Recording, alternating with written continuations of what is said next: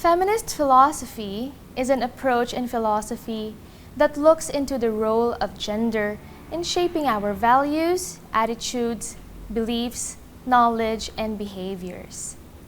By analyzing how gender inequality, social hierarchies, and other sources of oppression influence the kinds of questions asked by philosophy, and in turn, the kind of knowledge and values that are produced, feminist philosophy attempts to critique the androcentric bias that has permeated philosophy, and to correct this bias through the inclusion of women's voices and perspectives in the philosophical discourse.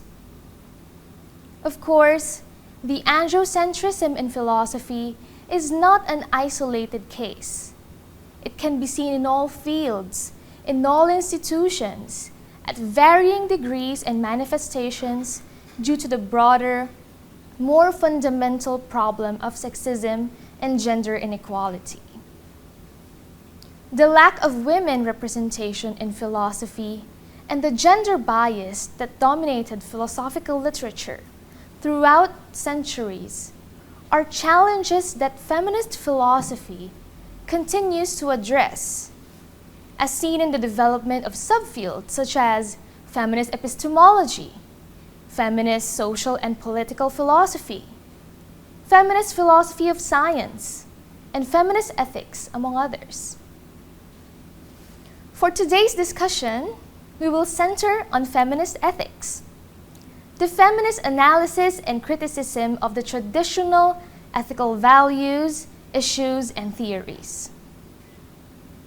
Feminist ethics, as a subfield of feminist philosophy, arose as a response to the traditional male-dominated ethics, which has sustained and nurtured a male-centered morality, where the understanding of what is good, right, and moral are defined solely in male terms, reflecting male interests, and analyzed through male perspectives under the guise of a universal morality. This is a problem because women's moral experiences are devalued and excluded from moral theorizing. If we were to have a rich, varied, and nuanced understanding of our complex moral relationships, it must reflect the moral experiences and interests of women and other genders. Feminist philosopher Alison Jagger, in her book titled Feminist Ethics, identifies 5 challenges that feminist ethics seeks to address. First, the lack of concern for women's interests. Second, the neglect of women's issues and trivialization of the moral importance of issues in the so-called private realm. Third, the denial of women's moral maturity and moral agency. Fourth, the overvaluation of culturally masculine traits such as independence, autonomy, and domination, and the devaluation of culturally feminine traits such as interdependence, connection, and emotion. And fifth, it undervalues the so-called female ways of moral reasoning that emphasize relationships, responsibilities, particularity, and partiality, in favor of so-called male ways of moral reasoning that is characterized by rules, rights, universality, and impartiality. These challenges highlight the inadequacy of traditional ethical perspectives in accounting for this gendered reality in moral decision-making. As a response to these challenges, feminists have reconsidered ethics through a gender-centered approach, with some defending these so-called feminine values, female traits, and female way of reasoning, while others have questioned these categories altogether. Of course, feminists also have disagreements on how they problematize these issues, as well as how they respond to them. But all approaches in feminist ethics are bound together by their common goal of rejecting the supposed universal ethics seen in traditional ethics, and of forwarding instead a gendered ethics in their attempt to resolve the exclusion of women in ethics, and consequently, the oppression of women in society. At this point, you may be wondering, if feminists themselves disagree with each other, how can they expect men and other women to agree with their calls for equality? This question is usually asked with the intention to discredit the feminist movement and even call into question the significance of feminist philosophy. This, however, is rooted in a misunderstanding of feminist thought. The simple answer to this is that there is no one single feminist thought. Women from all over the world cannot possibly have a single unitary experience of oppression. Different contexts create different expressions of inequality, thereby creating different approaches and solutions for emancipation. We must recognize the diversity of women and acknowledge their varied experiences, histories, and backgrounds brought about by differences in race, ethnicity, nationality, religion, age, class, gender identity, and expression, disabilities, and other social, cultural, and political factors. Feminist thought embraces diversity to further its goal of promoting equality, inclusivity, and representation. Looking at the history of feminism, one will also realize that feminist thought itself cannot be pinned down into a single category or discipline. With the varying perspectives, priorities, and proposed solutions within feminism, feminist thought, in the words of feminist scholar Rosemary Tong, resists categorization in tidy schools of thought. And because it finds itself linked to other studies and branches of knowledge, as well as with other sources of inequality and systems of oppression, she describes it as interdisciplinary, intersectional, and interlocking.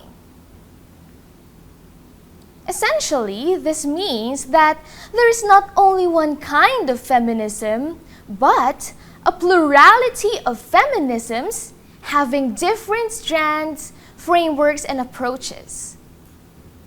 Some of the most prominent strands in the history of feminism are liberal feminism, radical feminism, Marxist and socialist feminism, psychoanalytic feminism, care-focused feminism, existentialist feminism, postmodern feminism, women of color feminism, global post-colonial and transnational feminism, and ecofeminism. These different strands within feminism point to the diverse array of feminist movements, which, although having a common aim, present different perspectives rooted in different contexts and experiences from which their cognizance and analysis stems from. The diversity in feminist thought is not necessarily a defect of feminism. In fact, the vastness of the movement, which impels the inclusion of all women, is its very strength. Difference allows for dialogue, and dialogue ensures more appropriate, more valuable, results through time. It is also this commitment to dialogue and critical practice that allows feminists to venture in the criticism and correction of the different institutions which nurture and are nurtured by the patriarchy. Contemporary approaches to feminist ethics, in recognition of this diversity, invokes the concept of intersectionality. In attempting to solve the problems and challenges faced by women, it is crucial to inquire into the different factors that contribute to their oppression. It is crucial to see how they interact, intersect, and interlock, to see how they exacerbate women's experience of inequality. Broadly, intersectionality pertains to a framework for analysis that recognizes how varied social and political identities result in unique integrations of discrimination and privilege. Intersectionality identifies multiple factors that shape one's social and political identity.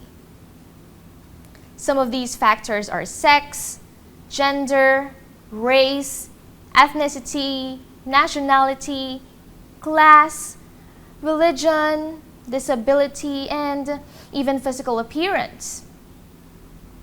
When these factors intersect and reinforce each other, it may result in either privilege or oppression. Intersectionality in feminism recognizes that women have multiple social and political identities that intersect and interact, leading to unique and diverse experiences of power and oppression. Intersectionality acknowledges that women's experiences are shaped not just by their sex and gender, but also by their race, class, disability, and other factors. Hence, consistent with the feminist critique of traditional ethical theories and perspectives, intersectionality in feminist ethics challenges the traditional one-size-fits-all approach in favor of a multidisciplinary and multidirectional approach that is inclusive and cognizant of individual differences. Diversity and intersectionality thereby enrich feminist ethical reasoning by allowing more flexibility and better responsiveness to the unique concerns of women, especially the oppressed minorities. It reminds feminists all over the world to examine their own privilege, to listen and learn from the lived experiences of others, and to include these considerations in their moral theorizing so that they can develop values, practices, and policies that are genuinely inclusive and equitable.